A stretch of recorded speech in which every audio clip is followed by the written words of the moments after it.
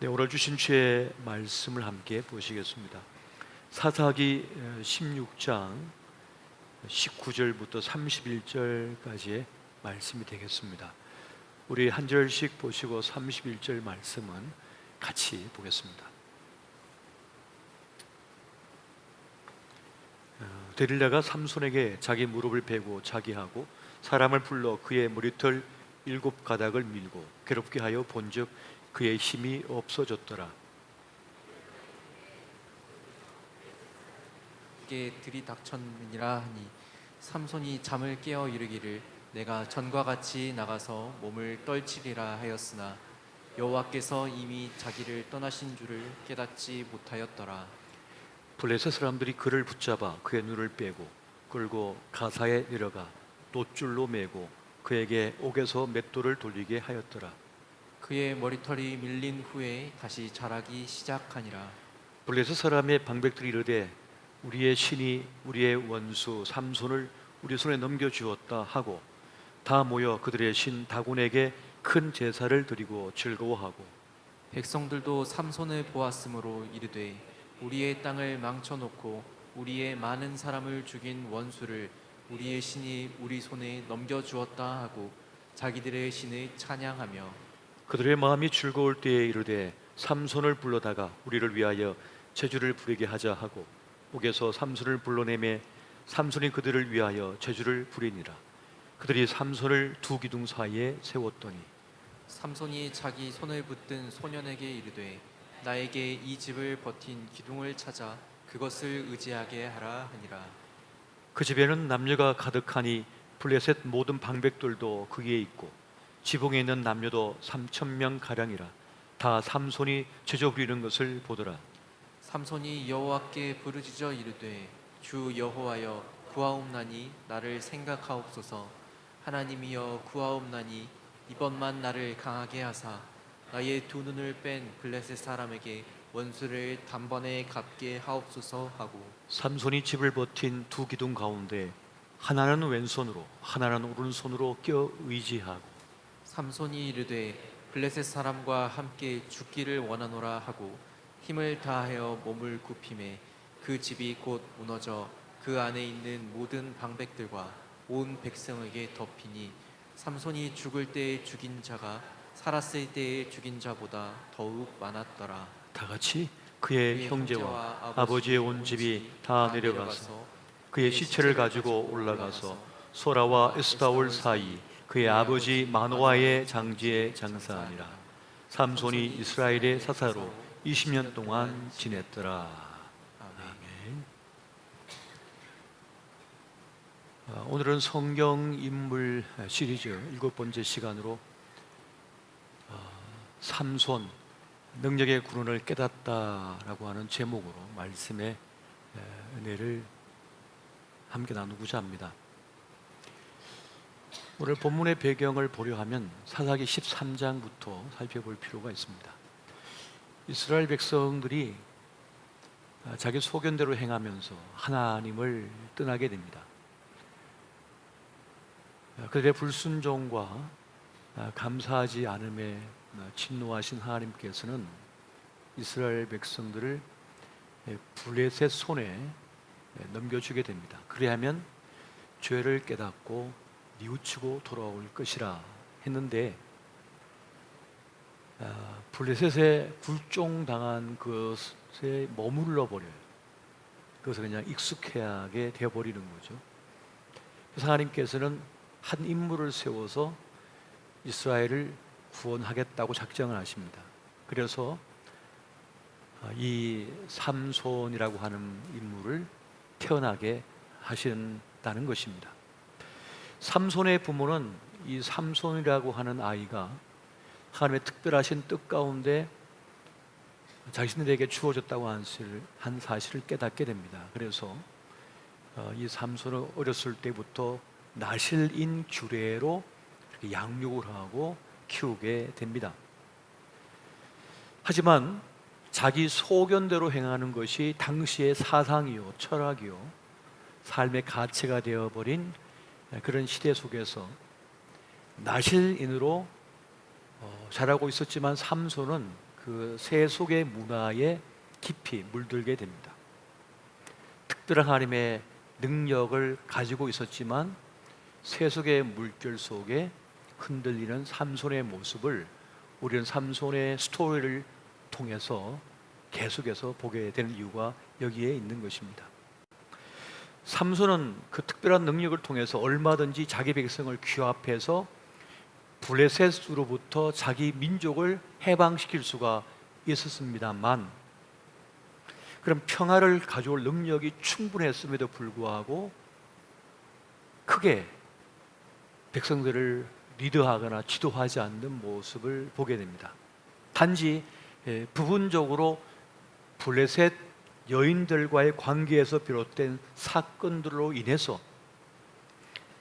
성공적인 게릴라전을 통해서 블레셋 사람들을 괴롭히는 정도에 머뭅니다. 개인적인 복수심으로 승리할 뿐 자기 백성을 해방시키는 것과는 거리가 먼 그런 삶을 살게 됩니다. 그래서 그 많은 사람들에게 사랑을 받을 수도 있고 위대한 영도자가 될 수도 있고 또 자기 민족을 블레셋 손으로부터 해방시킬 수 있음에도 불구하고 그런 어리석은 은행을 통해서 자기 민족으로부터도 조롱받고 비난받고 배척당하며 또 블레셋에게는 골칫거리인 것으로 여겨지는 그런 삶을 살게 됩니다. 다행스러운 것은 마지막 순간에 자신이 누구인지 자기의 소명이 무엇인지를 깨닫고 최후의 순간 자기에게 부여한 소명을 성취한 사람, 그가 누구냐? 작은 태양이라고 하는 이름의 뜻을 가진 삼손이라고 하는 인물이 되겠습니다. 마크 에트베리라고 하는 분이 삼손 신드롬이라고 하는 삼손 컴플렉스라고 하는 말을 쓰는데요. 삼손은 누구보다 강한 인물이었지만 가장 약했던 한 남자다라고 이렇게 결론을 내리고 있는 것을 보게 됩니다. 그 강력했던 삼손이 그 큰 힘을 가지고도 왜 처참하게 무너져야 했는가라고 하는 것에 대하여 그는 몇 가지로 그 이유를 설명하고 있는 것을 보게 됩니다. 그리고 그 이유는 대부분 스스로 강하다고 여기는 것으로 인하여 발생한 문제들이었다라고 결론을 내리고 있습니다. 삼손은 자신을 너무 과대평가해서 경계선을 쉽게 넘어갔다가 오는 사람, 규칙을 어겨버린 사람이었다는 겁니다.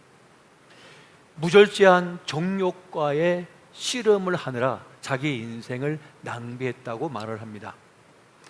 훌륭한 조언들이 충고가 있었지만 그를 들을 능력이 없었다고 말을 합니다. 자기의 분노를 조절하지 못하여 엉뚱한 사건들을 지속적으로 만들어낸 인물이라는 것이죠. 그리고 같은 실수를 계속 반복한 인물이었다는 겁니다. 그리고 어리석은 모험을 강행하느라 자기의 그 소중한 시간을 낭비한 인물로 말을 합니다. 사람이 스스로 강하다고 나 크다고 여기면 그 경계를 넘는 버릇이 있다고 합니다. 법이지만 나는 이 법을 어겨도 된다고 생각을 한다는 거죠. 나는 법 위에 있는 법보다 큰 존재다. 난 다른 사람들보다 높은 존재다라고 하는 자신을 크게 여기는 마음이 생기면 그 경계를 넘어가고 법을 어기고 자신은 다른 차원의 사람이라고 생각을 한다는 겁니다. 나는 언제든지 원래의 자리로 돌아갈 수 있어. 나는 언제든지 사랑받을 수 있고 나는 언제든지 본래의 자리에 설 수 있어.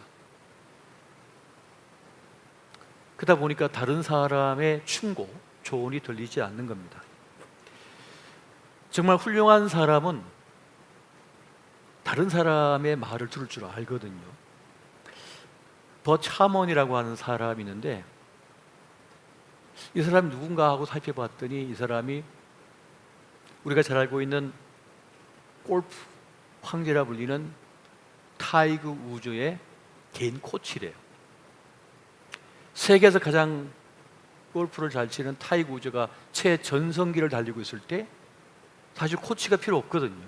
그런데 개인 코치로 한 사람을 선택하여 늘 체크를 받고 배웠던 사람이 누구냐? 바로 버치 하먼이라고 한 사람이라고 합니다.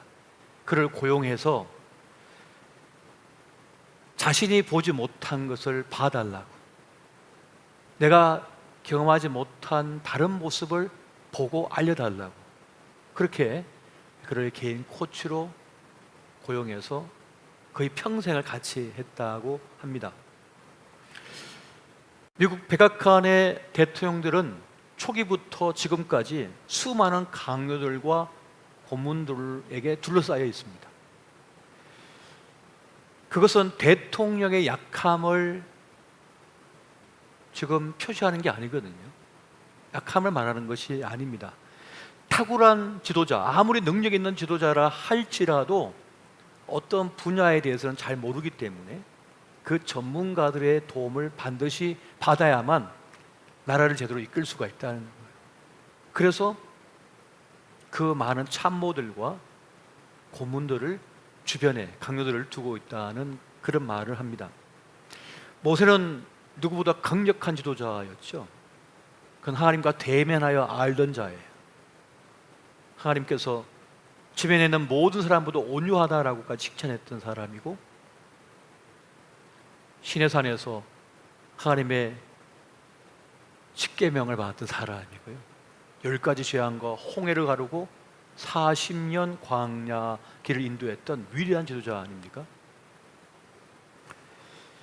그런데 어느 날 그 장인 이드로가 보니까 모세가 너무 힘들어하는 거예요. 모세는 자기가 늘 잘하고 있다고 생각했는데 어떻게 말을 하냐면, 출애굽기 18장 18절 보면 그대가 혼자 할 수 없음이라, 그렇게 이야기를 합니다.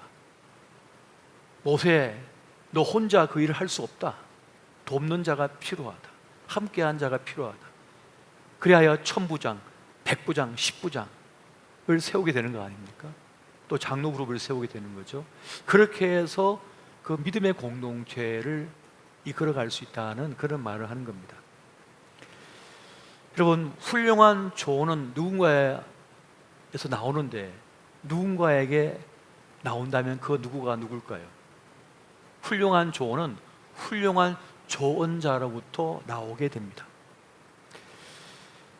많은 사람들이 있지만 정말 훌륭한 조언을 해주는 그 사람을 알고 그 사람에게 들을 수가 있어야 된다는 것이죠.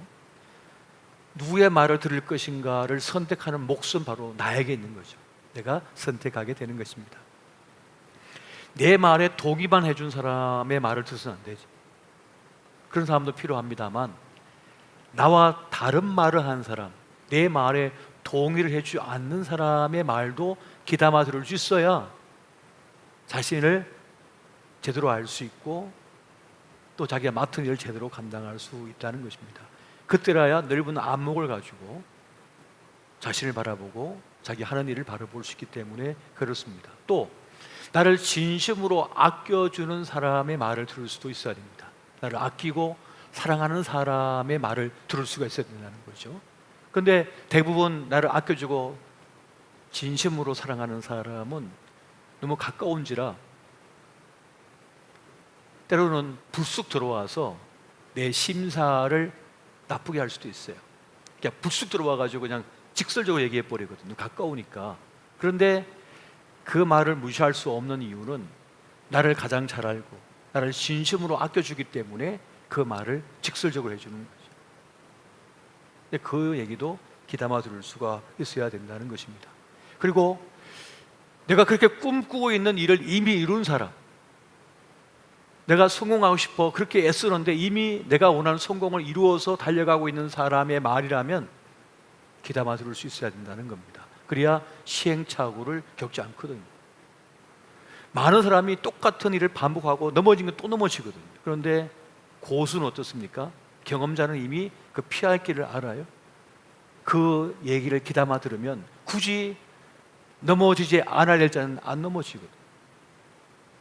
어떤 사람은 저 강을 건너는데 만신창이하여서 걷는 사람이 있지만, 어떤 사람은 물 한 방울 몸에 안 묻히고 그냥 그 강을 걷는 사람도 있다면 그 길을 따르는 게 낫지 않겠는가? 그렇게 들어야 되는데 삼손은 그 들을 기가 없었다는 겁니다. 안타까운 현실인 것이죠. 또 한 가지 안타까운 점은 삼손은 하나님께서 세워놓으신 경계, 규칙, 규례를 넘어서 버렸습니다.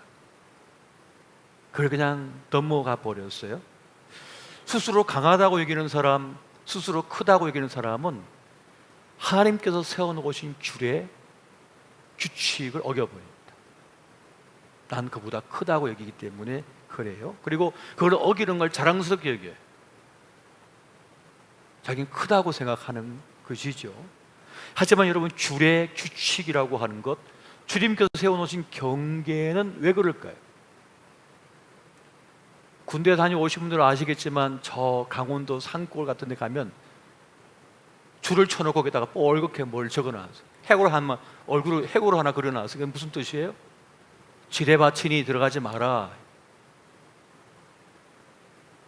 그건 법이에요. 규례예요. 그건 들어가면 안 된다고. 나는 이런 거 필요 없어. 내 발은 뭐 무쇠야. 그리고 그걸 갖다가 타이치고 들어가면 어떻게 될까요? 그 규례, 그 경계를 해놓은 이유는 제대로 길을 가게 하기 위함이고 우리를 보호하기 위한 안전장치라고 하는 것입니다. 근데 그것이 나를 성가시게 만들고 나를 불편하게 만들 수도 있습니다. 하지만 그것은 우리를 지켜주는 것이죠. 샬롯 호네츠라고 하는 미식축구 팀이 있습니다.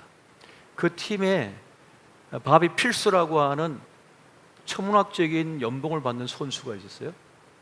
그가 친구와 함께 훈련을 마치고 자기가 아끼는 최고가의 자동차인 포르쉐를 타고 이제 퇴근을 하면서 한국 키로수로 한 70km 정도를 달려야 되는 그 거리인데 그걸 2배 되는 속도로 막 달리면서 안전벨트를 제대로 안 했어요. 그리고는 갑자기 나타난 승합차와 충돌해가지고 몸이 튕겨져 나가면서 몸이 절단되고 한순간에 이 세상을 떠나고 말았어요. 그에게는 사랑하는 아내와 2아이가 있었는데 이제 갓 30살이 된 그는 그렇게 세상을 떠나버리고 말았습니다.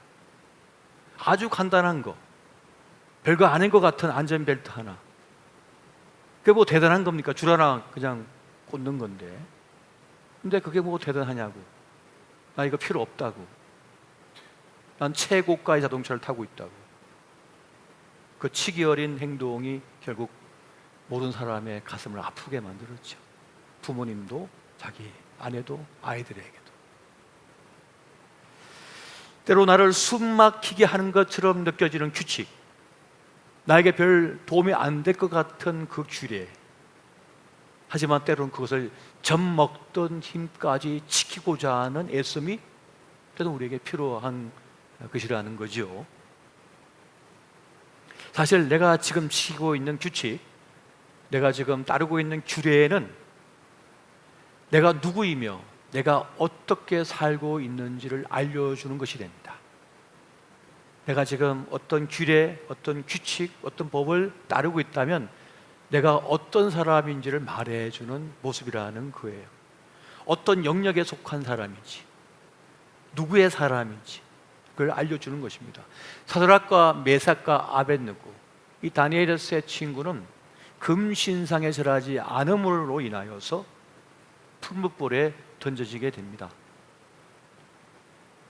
왕이 얘기합니다. 그거 그냥 눈 딱 감고 그냥 절하는 거 내가 한 번만 봐줄게. 한 번만 해라. 그런데도 그들은 그걸 하지 않습니다. 금신상에 절하지 않지요. 이 규칙, 이 규례, 이 법은 어디서 온 겁니까? 이거 뭘 말하는 거죠? 내가 하나님의 사람이다. 하나님께 속한 사람이다. 나는 세상 사람이 하나님의 것이다라고 하는 것을 증명하는 것이고 말하는 것이 되는 것이죠. 세상 사람들은 그게 뭐라고, 그 아무것도 아니라고 얘기하는데 그걸 지켜버리는 거죠. 그것을 통하여 그가 누구인지가 증명되고 있는 것입니다. 이렇게 규칙, 규례는 목적이 있어요. 분명한 목적이 있어요. 여러분, 삼손은 나실인이잖아요. 나실인은 어릴 때부터 규칙을 지켜야 됐어요. 독주를 마시지 말아야 했고, 머리에 삭도를 대지 말아야 했고, 시체를 가까이 하지 않는 그런 규례를 지켜야만 했습니다. 누구로부터 무엇으로부터 구별하기 위한 것일까요? 세상으로부터 구별된 하나님의 사람이라고 하는 것을 말하는 것입니다. 민수기 6장 2절 말씀 보니까 이렇게 말씀해요. 자기 몸을 구별하여 여호와께 드리려고 하면이라고 말씀합니다. 그러니까 이 규례는 뭡니까? 나를 세상으로부터 구별하여 하나님께 드려진 삶, 이걸 말하는 것이라는 것이죠. 왜 구별해야 됩니까? 이 규례를 왜 지켜야 됩니까? 여호와께 온전히 드려지는 사람이 되기 위하여인 것입니다. 우리가 삼손의 스토리를 쭉 보게 되면 계속해서 반복적으로 한 가지를 향하여 계속해서 나아갑니다. 그게 뭡니까? 삼손의 능력의 근원이 뭐냐? 어디서 이 힘이 왔느냐? 어떻게 하면 이 힘의 근원을 끊어버릴 수가 있느냐? 여기에 모든 포커스가 맞춰져 있어요. 삼손의 능력이 어디서 온 것이며 이걸 어떻게 하면 끌어낼 수가 있느냐, 무력화시킬 수 있느냐라고 하는 그 비밀을 캐내기 위한 그러한 모든 스토리가 지금 전개되고 있는 것을 보게 됩니다. 삼손이 가진 힘의 능력은 어디로부터 온 거죠? 하나님으로부터 온 거죠. 그런데 어떻게 그것이 주어져야 됩니까? 주어지고 있습니까? 그가 나신이고 하나님의 소명을 받은 사람이기 때문에, 그래서 하나님께서 그에게 능력을 부여하고 계셨던 거예요. 그 능력은 하나님께서 그에게 부어주신 것이었습니다. 그런데 삼손의 말과 행동에는 나실인답지가 않습니다. 그 하나님의 부르심, 소명에는 별로 관심이 없는, 그저 자기 욕망과 하나님의 부르심 사이에서 계속 내적 갈등을 행하고 있는 이 삼손의 모습이 계속해서 비춰지고 있는 것을 보게 됩니다. 자기 삶을 부담 없이 누리고 싶은 그 욕망과 하나님의 부여하신 소명과의 싸움을 계속하는, 내적 갈등하고 있는 그 삼손의 모습을 보게 되죠. 그와 마찬가지로 우리도 우리 시대의 나실인입니다. 그리스도 예수의 사람들은 이 시대에, 우리 시대의 나실인이에요. 하나님과 언약 관계를 맺은 하나님께 속한 사람이라는 것이죠. 언약 관계를 맺었다고 할 때 가장 쉬운 말은 신랑 되신 주님과 신부된 우리가 언약 관계를 맺었다는 뜻이 됩니다. 여러분, 언약을 맺으면 묶이는 거죠. 묶는 거예요. 신랑 신부를 묶잖아요. 그처럼 하나님과 우리 사이를 묶어버린 거예요. 여러분, 묶이면 어떻게 됩니까? 여러분, 2인 삼각경기 해보셨어요? 한 달씩 묶어가지고 달리기를 하잖아요. 그럼 제대로 뛸 수가 없죠. 불편해. 묶였기 때문에. 그런데 그걸 좋다라고 하면서 함께 달리는 관계가 바로 언약의 관계라고 하는 거예요. 우리는 하나님께 속한 자가 되었습니다. 하나님께 묶인 자가 된 것이죠. 그러니까 구별돼야 될 이유가 여기 있는 거예요. 우리가 거룩해야 할 이유가 여기 있는 거죠. 그 언약 관계를 맺었기 때문에 우리는 정절을 지켜야 되는 거예요. 하나님의 신부로서 말이죠. 그렇게 나실인으로 사는 것은 불편한 것이냐? 아니요. 그게 잘 사는 길입니다. 그게 행복한 길이에요. 그게 행복한 길인 거예요. 나실인으로 사는 건 행복한 것이어야 해요. 내가 사랑해서 그 사람과 묶였기 때문에 행복한 선택이고 행복한 묶임이에요. 사랑의 종속이라는 거예요. 그렇게 우리는 주님과 함께 묶인 삶을 살아가고 있는 것, 그것이 바로 나실인의 삶, 그리스도 예수의 사람의 삶이라는 것입니다. 주일날 묶였어요. 주일날 딴 데 놀러 못 가요. 주일날 특별한 일이 아니면 주일 성수를 해요. 교회 와요. 세상 사람들 볼 때는 얼마나 힘들까, 불편할까 싶은데 우린 좋아요. 주님과 함께 연애하는 시간이거든요. 주님과 함께 만나는 시간이 어떤 시간보다 귀한 시간이고 소중한 시간이고 가치 있는 날이거든요. 그래서 기꺼이 그 시간을 하나님께 바쳐버립니다. 이 얼마나 행복한 일인가, 이 얼마나 즐거운 일인가. 기도의 자리에 나오고 봉사의 자리에 나오고 얼마나 행복한 일인가. 난 주님께 묶인 사람이니까. 이 행복을 느낀 사람이 누구냐? 나시린이요 그리스도 예수의 사람의 모습이라는 거예요. 또 다른 것으로 이해를 해보겠습니다. 원죄를 가진 인간은 원죄로 인한 파생된 죄성이라고 하는 게 있어서 죄의 인력이 끌어당깁니다. 자꾸만 죄로 끌어가요, 우리를. 그래서 우리의 의식은요, 항상 나쁜 쪽으로 흘러요. 항상 나쁜 쪽으로 흐르게 되어 있어요. 마치 맛있는 음식을 넣으면 식어버리고 나중에 오염되고 식는 이 부패하는 것처럼 우리의 생각도 늘 부패 쪽으로 가요. 나쁜 쪽으로 그렇게 되어 있어요. 이게 인간의 죄성 때문이거든요. 그런데 여러분, 이 원죄, 이 죄의 경향성을 당뇨병이라고 한번 생각해 보십시오. 당뇨병을 가진 분들은 매일 아침마다 자기 혈액을 채취해 갖고 혈당 수치를 재요. 그리고 약을 먹고 음식을 조절해요. 적당한 운동을 꾸준하게 매일 해줘야 돼요. 그러지 않으면 큰일 납니다. 몸이 망가져 버리죠. 하지만 그걸 꼭 해야 돼요. 왜? 그래야만 나에게 주어진 생애를 제대로 살아낼 수가 있고 사랑하는 가족과 함께 행복한 삶을 살 수가 있으며 나중에 내 자식들이 시집가고 장가가는 걸 볼 수가 있고 또 손주가 자라는 걸 볼 수가 있어요. 그 삶을 살기 위하여 기꺼이 매일마다 아프지만 피를 내가지고 혈당 수치를 체크하고 음식을 조절하고 운동을 꾸준하게 합니다. 정말 불편한 일이에요. 그러나 그걸 지켜내요. 그것처럼 죄가 나를 장악하지 못하도록 하기 위하여 우리는 경건을 훈련하고 그렇게 나신으로서의 삶을 살아가는 것입니다. 불편하지만 그것이 나를 지키는 것이기 되기 때문에 살아가는 겁니다. 여러분, 세상 거 다 안 먹어도 돼요.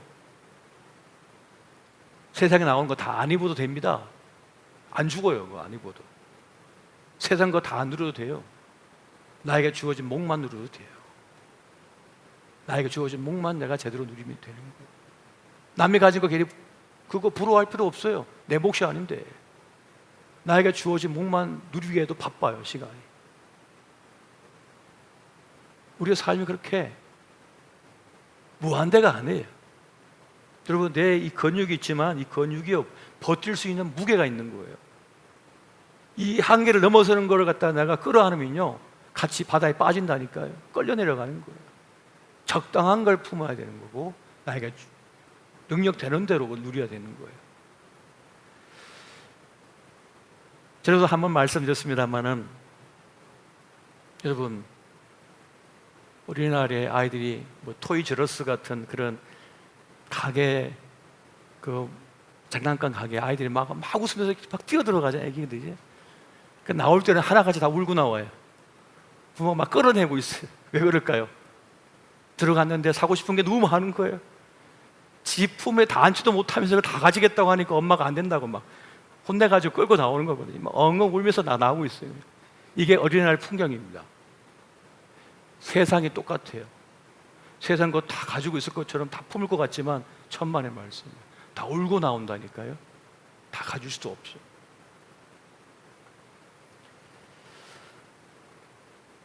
또 우리는 우리에게 하나님께서 부여하신 내 직의 무게, 내 삶의 무게를 짊어지고 살아갈 필요가 있습니다. 삼손은 하나님께서 부여하신 사사라고 하는 직무가 있었습니다. 그리고 그에 합당한 능력을 부여했어요. 그런데 삼손은 제대로 관리하지도 써지도 않았습니다. 아무리 소중한 걸 줬어도 그걸 관리 못하고 소중히 아끼지 않으면 망가져요. 빼앗겨요. 여러분, 성악을 전공하신 분들을 보니까요, 탄산음료를 거의 안 드시더라고요. 왜 그럴까요? 자기 성대를 관리하기 위해서. 외과 수술을 하시는 분들 있죠. 내과 수술하시는 분들 있잖아요. 그 의사 닥터는요, 손을 함부로 다루지 않습니다. 손을 보호해요. 손을 아껴요. 왜? 그 손으로 수술을 해야 되는데 그 손을 함부로. 이 손이 보통 손이 아니거든요. 여러분, 축구 선수, 천문학적인 연봉을 받는 축구 선수, 그 발목을 얼마나 관리 잘합니까? 그 발을 함부로 아무 데나 가서 축구하고 하다가 발목 다치면요, 황금발이 평발밖에 안 돼요, 나중에는. 그래서 엄청나게 관리를 하는 것을 보게 됩니다. 그것처럼 우리는 우리에게 부여한 하나님께서 주신 그 직을 감당하기 위하여 나시린답게 자기를 보호하고 그 규례대로 살아가려는 노력을 기울일 필요가 있다는 것입니다. 저는 삼손은 강력한 힘을 가진 사람이었습니다. 누구도 그를 감당할 수가 없어요. 나에게 특별로 1000명의 군대를 이긴 사람이 바로 삼손이었거든요. 하지만 그에게는 소명의식이 부족했어요. 목적의식도 부족했어요. 그 나라와 그 의를 구하라는 뜻은 무슨 말입니까? 목적이 있다는 거예요. 목적이 있는 삶이라는 거예요, 우리 삶이. 그런데 그 하나님의 부르심, 그걸 삼손은 잊고 살았습니다. 여러분, 고난은 헛된 것이 아닙니다. 특별히 하나님께서 허락하신 고난은 결코 헛되지가 않아요. 삼손은 붙잡혀서 모진 고난을 당합니다. 두 눈이 뽑히고 다른 사람의 놀림거리가 되면서 그 맷돌, 거대한 맷돌을 굴리는 짐승 같은 삶을 살게 됩니다. 그때 머리가 이제 또 다시 자라기 시작하죠. 잘렸던 머리가. 그때 삼손의 고백들을 보면 삼손이 깨달아요.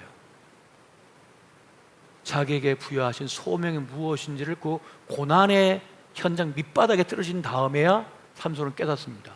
아, 내가 이 땅에 존재한 이유, 하나님께서 이 땅에 나를 보내신 이유, 나에게 이 큰 힘을 하나님께 주신 이유가 하나님의 뜻을 쫓아 이스라엘 백성을 블레셋으로부터 구원하여 내는 것이구나 하는 것을 깨닫습니다. 그리고 나서 최후의 순간 그 기둥을 잡고 넘어뜨려서 그들과 함께 운명을 같이 하죠. 그곳에 수많은 방백들이 있었다고 그랬어요. 적어도 블레셋의 모든 고관 대작들, 중요한 인물은 다 모였을 거예요. 그런데 그들을 한순간에 다 죽여버립니다. 그들과 함께 죽죠. 그래서 최후의 순간에 하나님께서 자기의 부여하신 소명을 감당하는 삼손의 모습을 여기서 볼 수가 있습니다. 이스라엘 사람들이 하는 인사 중에 샬롬이 있습니다. 샬롬이 있습니다. 샬롬이라고 하는 그 뜻은 뭡니까? 평안하다, 평하다. 전쟁이 없는 상태로 문자적으로 우리가 알고 있습니다만, 샬롬의 원래의 의미적 뜻은 뭐냐면 하나님께서 의도한 대로 살아가는 상태를 말합니다. 꽃은 이 아름다움을 바라기 위하여죠. 저 호두나무는 호두를 맺기 위하여 살아갑니다. 그 본래대로 살아가는 그 모습이 뭐냐? 샬롬이에요. 샬롬. 그러니까 하나님께서 나를 불러 세우신 그 일에 대하여 내가 응답하며 살 때 샬롬인 거예요. 샬롬. 제가 지금 전쟁을 치르고 있어도 그 블레셋과 싸우고 있다 하더라도 하나님의 뜻을 수행하고 있으면 뭡니까? 샬롬인 거예요. 그 삶은 샬롬, 평화가 느껴져요. 행복해요. 하지만 난 이 전쟁에 안 끼어들 거야. 나는 내 마음대로 살고 싶어. 하나님과 나는 상관이 없어 하고 자기가 가진 달란트, 자기의 능력을 하나님께서 부르신 소명대로 안 사용해. 아껴 먹을 거야, 나만 먹을 거야, 나만 가질 거야. 샬롬이 없어요. 삼손의 모습이 바로 샬롬이 없는 모습. 왜? 하나님의 부르심대로 살지 않고 자기 욕망대로, 자기 욕심대로, 세상대로 살려고 하니까. 어떻게 해도 샬롬이 없어요. 어떻게 해도 기쁨이 없어요. 그런데 모든 걸 빼앗기고 뽑히고 빼앗기고 찢겨지고 그 밑바닥에 가서서 하나님의 소명, 부르심을 깨닫고 그리고 마지막 하나님의 소명을 이룰 때 그런 샬롬을 경험했습니다. 자기 삶의 가치를 그는 경험하며 감격 속에 자기 운명을 맞이했습니다. 저는 이 삼손의 스토리를 보면서 마음이 착잡했어요. 너무 안타깝다. 너무 안타깝다. 그러면서 우리 시대의 삼손들이 얼마나 많은지, 우리 시대의 삼손이 얼마나 많은지, 하나님께서 부여하신 능력, 그 탁월한 능력, 그건 하나님께서 주신 기회의 시간들이 있음에도 불구하고 그걸 외면한 채 하나님께서 보라 하시는데도 안 보는 거예요. 안 보는 거예요. 눈을 들어 보라, 안 보여, 안 봐. 그걸 용서하라, 품어라, 짊어지라, 안 짊어져, 안 품어. 세상 사람들이 하는 대로 자기 소견대로 해요. 샬롬이 없어요. 먹어도 배부르지 않고 보아도 노래 부르도 즐겁지가 않고 기쁨이 없어요. 왜 그럴까요? 하나님께서 부르신 소명대로 살지 못하니까. 살지 못하니까. 우리가 주의 부르심대로 살고자 하면 그에 합당한 능력을 주실 줄 믿으시기 바랍니다. 그 은혜 앞에 우리가 서 있습니다. 오늘 주님께서 부르신 소명의 자리, 그 능력의 근원이 소명에 있고 하나님께 있음을 믿고 그 믿음의 길을 뚜벅뚜벅 걸어가는 저와 여러분 되시기를 예수 이름으로 축원드립니다. 우리 시간 주님 나에게 부여하신 소명은 무엇입니까? 나의 부르심이 무엇입니까? 주님, 나의 기도를 원하십니까? 나의 눈물을 원하십니까? 나의 두 손이 필요하십니까? 나의 심장이 필요하십니까?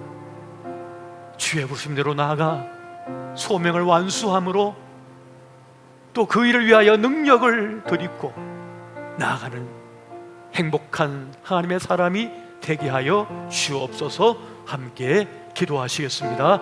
사랑해 주님, 이 시간 기도합니다. 우리의 생애 가운데 나를 이 땅에 불러 세우신 그 이유, 그 부르심, 주님 그 소명을 깨닫고 나가는 주님의 사람들이 되게 하여 주옵소서. 우리의 젊은 날 그리고 지금까지 나를 훈련시키시고 이끌어 주신 이유가 바로 이 자리, 이때에 나의 기도를 사용하시려고, 나의 헌신을 통하여 주의 일을 이루시려고 지금까지 연단하셨습니까? 주여, 그 부르심 앞에 우리를 내어드리는, 내 삶을 내어드리는 주님의 사람이 되게 하여 주옵소서. 그리스도 예수의 사람으로 산다는 것, 예배의 자리를 지키고 기도의 자리를 지키고 그 헌신의 자리를 지킨다고 하는 것, 그 직분의 무게를 감당한다고 하는 것이 우리에겐 기쁨이요 샬롬이 된다고 하는 사실을 잊지 않게 하여 주옵시고 그 부르심 앞에 나가는 우리가 되게 하여 주옵소서. 오 사랑의 주님, 이 시간 우리를 통하여 하나님의 일을 이루어 주시옵소서. 주의 뜻을 성취하여 주시옵소서.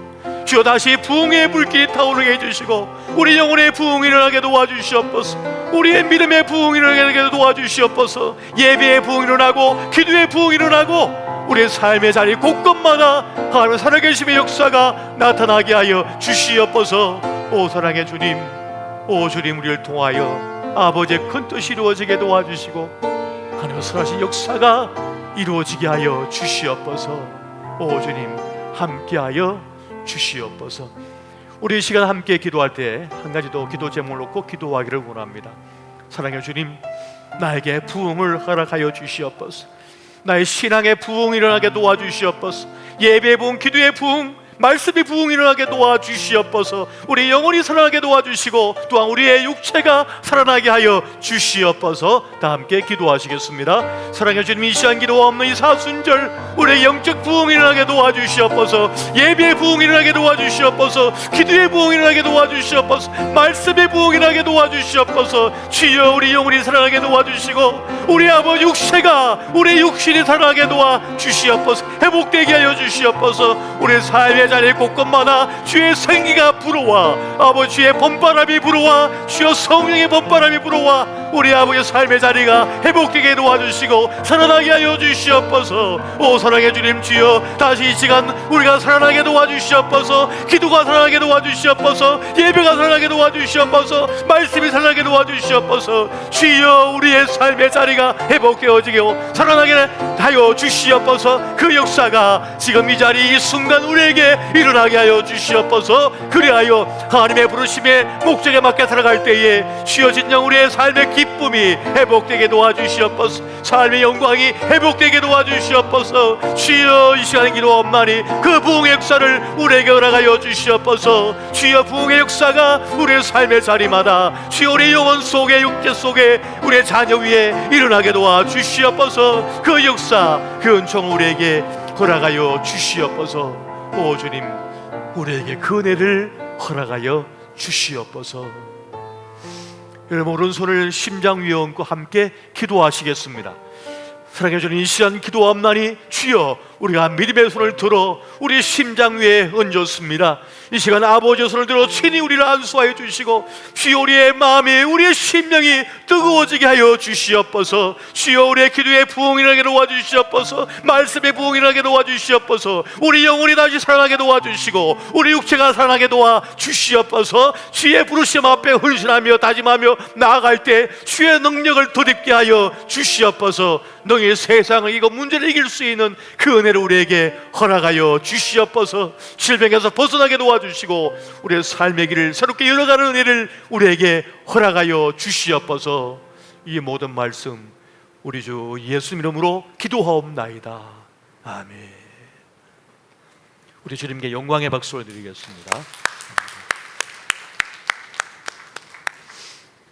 아직은 쌀쌀합니다만 저 아래 동네부터 이제 따뜻한 봄바람이 불어올 텐데 이때 성령의 봄바람이 우리의 가정, 우리의 영혼, 우리의 자녀의 영혼 속에, 우리 육체 속에 깃들 수 있도록 여러분 기도를 멈추지 마십시오. 기도를 멈추지 말고 계속 기도하십시오. 매 순간 기도하십시오. 매 순간 호흡이 있는 자마다 찬송하라 했던 것처럼 호흡이 있는 자마다 기도하고 그게 나아갈 때 그 부흥의 역사가 우리 영혼 속의 삶 속에, 우리의 자리마다 나타나게 될 것입니다. 그 역사를 우리가 함께 체험하는 이 사순절이 되었으면 좋겠습니다. 지난 주일날 우리 문정일 장로님이 기도하실 때 저 미국 에즈베리 대학교에서 일어나고 있는 부흥 운동에 대하여 기도하실 때 눈물로 이제 기도하셨는데요. 그 에즈베리 대학의 대학 교회에 있었던 그 부흥이 지금까지도 계속 이어지고 있다고 합니다. 그래서 한인교회 목사님들이 비행기 타고 가서 거기에 가서 기도하고 온대요. 기도가 꺼지지 않고 찬송이 꺼지지 않고 말씀이 꺼지지 않고 계속 이어지고 있는 거예요. 그 사람들이 줄을 서가지고 막 3시간씩 서가지고 그 안에 들어가는 거예요. 가서 기도하고 나오고 또 기도하고 나오고 몇 사람이 찬양하고 기도하고 말씀 보는 그것이 끊어지지 않고 계속 이어지고 있어요. 우리 시대의 부흥의 역사가 성령께서 역사하는 것인가 하면서 사람들이 막 몰려 들어가고 있는 그 장면을 지금 우리가 보고 있습니다. 그런데 그 부흥을 위하여 끊임없이 기도했던 분들이 계시대요.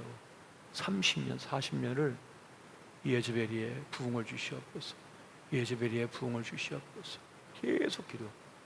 어떤 분은 이사까지 와가지고 계속 기도했대. 근데 그 열매가 나타나기 시작했다고. 지역 뉴스의 앵커가 대학 총장이 이제 체포를 그만하겠다고, 이거 기도 그만하라고 이러니까 왜 그걸 멈추냐고. 그래서 뉴스 앵커가 그냥 그걸 갖다가 공격을 해요. 왜 기도를 막냐고, 왜 찬양을 막냐. 오늘 우리 시대의 부흥은 지난날의 부흥과 별반 다르지 않습니다. 기도 속에 일어나는 것이고요, 참회와 회개와 하나님을 간절히 구하는 그 기도 속에서 일어나게 되는 것입니다. 이 사순절 어느 곳에 있든, 직장에 있든, 가정이든, 차로 운전하고 있든 뭘 하든지 계속 기도를 멈추지 마시고 이어가는 가운데, 내가 의도한 것이 아니라, 내가 요구해서 되는 것이 아니라 성령께서 강력하게 역사하시는 그 부흥의 은혜를 누리는 저와 여러분 되었으면 참 좋겠습니다. 이렇게 이 사순절을 맞이하면서 예배 자리마다, 기도의 자리마다 부흥의 역사가 있도록 여러분 함께 해주시고 함께 기도의 손을 들어주시기를 부탁드리겠습니다. 제가 축도함으로 예배를 마치겠습니다.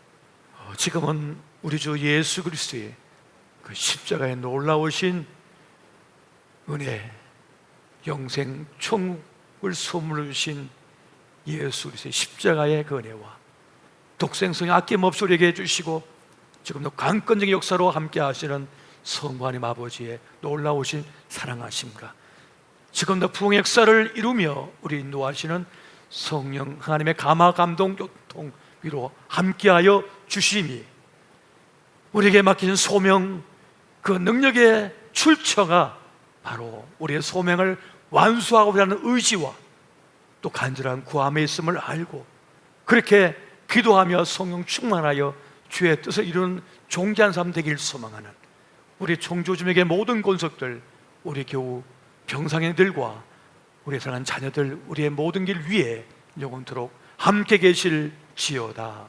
아멘.